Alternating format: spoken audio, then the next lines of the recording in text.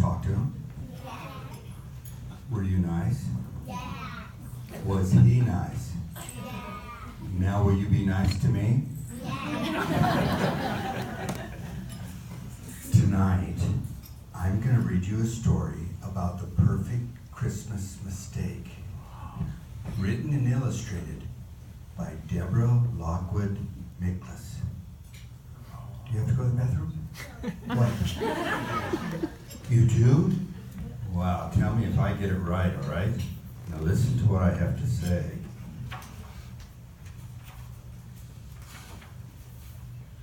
A long while ago, before you were born, there was a small little village nestled in the valley below a great palace. The kingdom was ruled by a cranky old queen. Her name was Queen Isabella.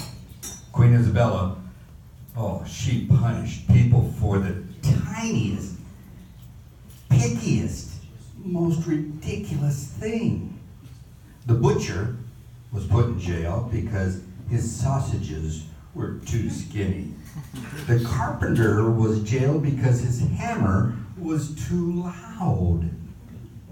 And the dressmaker, she was thrown in the dungeon because the queen's gown was way too tight. Not that she was fat, but the gown was too tight. Queen Isabella had no patience for mistakes, and she never listened to anyone. But occasionally she did listen to her daughter. Her daughter's name was Princess Amelia. Princess Amelia was gentle and kind and always saw the good side of everything. Christmas was one of the days that Queen Isabella wasn't as cranky as usual. On Christmas, people came from faraway places to the great palace for the giant Christmas feast. They brought cakes and breads and candies and pies and sides of beef, whole turkeys, chickens, fish, pheasant, fruits, vegetables for the Christmas feast for everyone to enjoy. One Christmas Eve, Fritz, you know Fritz? Fritz the baker and his apprentice, Claudio, they worked into long hours of the night preparing food for the Christmas feast. Together they baked breads and pies and cookies, cakes, and just the sweetest of candies. The baker was not a wealthy man.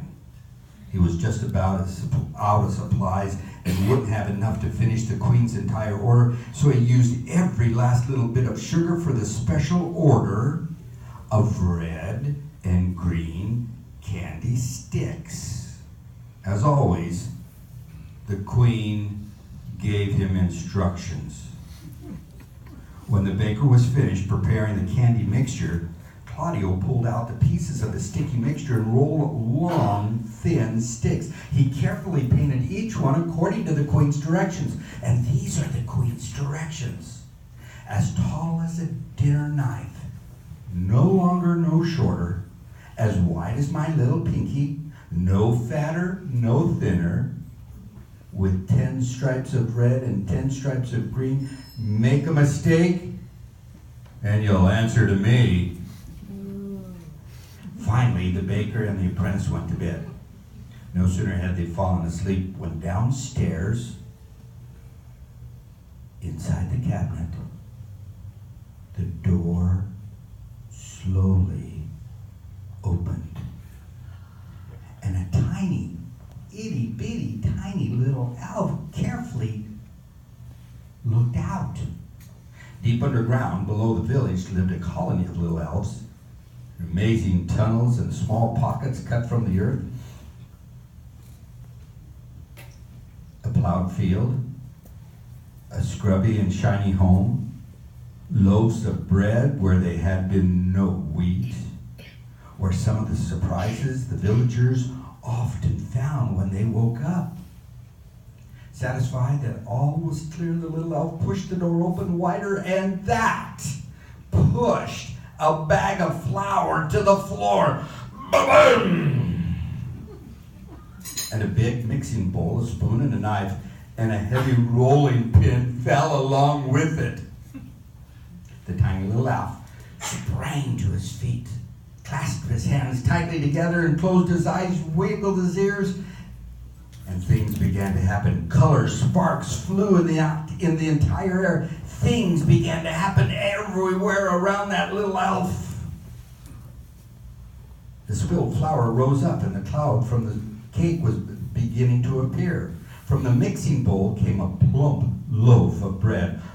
From a broken cup, hard candies in all colors. And from the rolling pin came 21 breadsticks. The room was filled with a whirlwind of colored sparks, clouds of flour and sparkling grain from the sugar. Perhaps the elf's magic was too strong that night. Perhaps it was because it was Christmas Eve. The queen's entire order was magically finished, but the elf saw with a start that the special ordered candy sticks had been burnt. And they looked exactly like walking canes. Suddenly there was a loud thump, and the apprentice awoke. There was no time to spare. The elf scrambled back into the cupboard and hoped for the best. Claudio, the assistant, hurried downstairs to pick all the goods for the greatest feast. He saw the sparkling kitchen, so many more candies, pies, baked goods. It was truly amazing. Queen Isabella's order would be complete. Hurry now, Claudio, the baker called. The queen doesn't take kindly to latecomers. Claudio quickly loaded the cart, returned to the gathering a special order of candy sticks. His eyes popped out in surprise when he saw that each stick had been bent. He quickly packed everything up, started off to the palace, through the small town, past the homes, shops, and over the hills he went. He thought about the bent candy sticks, and he just hoped for the best. Inside the palace courtyard, people blustered around, unpacking, carrying their good things, bowls of sumptuous fruits and vegetables, still steaming, sides of beef, huge rounds of cheese, beautiful pies, cakes, and you guessed it, candies.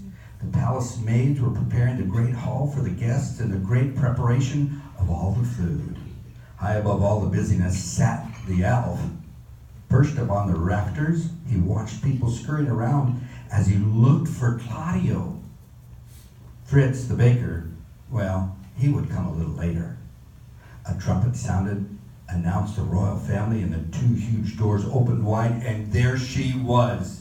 Queen Isabella and King Henry entered the room, followed by Princess Amelia.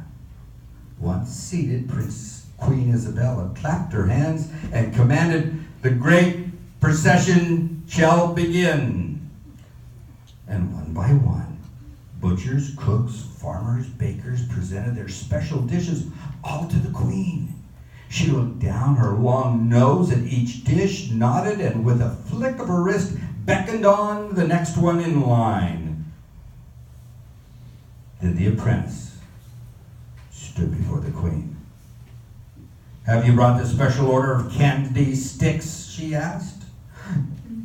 "Yes, my queen," he whispered timidly. Queen Isabella leaned closer. Something was not right. Suddenly her jaw dropped, her neck stretched out like a big fat goose, and her eyes bulged out of her head. She snatched the candy from the plate and frowned with the deepest, most furious frown the kingdom had ever seen. Slowly she began, getting louder and louder. "As tall as a dinner knife, no longer, no shorter. As wide as my pinky, no fatter, no thinner. With the stripes of red and the stripes of green, each special stick had to be seen." "Your Majesty," Claudio stammered fearfully. "You made a mistake," the queen shouted so loudly that the rafters began to shake.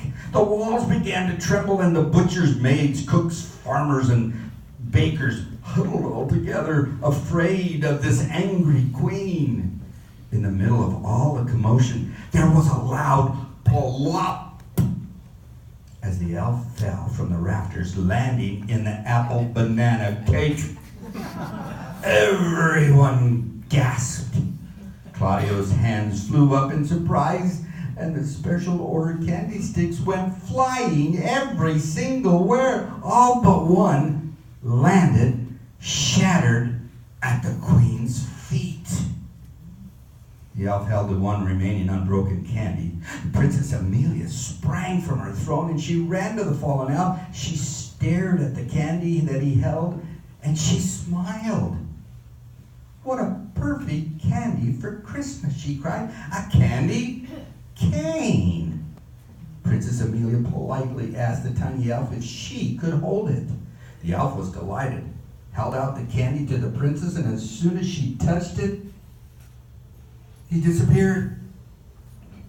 A hush came over the large hall. The princess stood lightly at the Christmas tree, shining with candles and decorations. She gently hung the candy from a bough, and she smiled. She said, "Something this beautiful has happened from a mistake," she said. Queen Isabella thought about this. She thought about the butcher, the carpenter, and the dressmaker. She saw the candy sparkling from the bough of the tree and thought maybe Amelia was right. Everyone makes mistakes, and sometimes they turn out just perfect.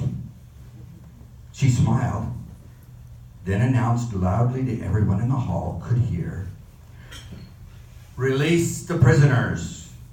Bring them to the great hall. The candy cane shall be part of the Christmas forever. It is the perfect Christmas mistake." And that's the story of Queen Isabella realizing how important it is for everybody to enjoy Christmas. Now, I have a surprise for you. 2 surprises. I want you to meet the author and the illustrator of this book. Deborah, would you stand up, please?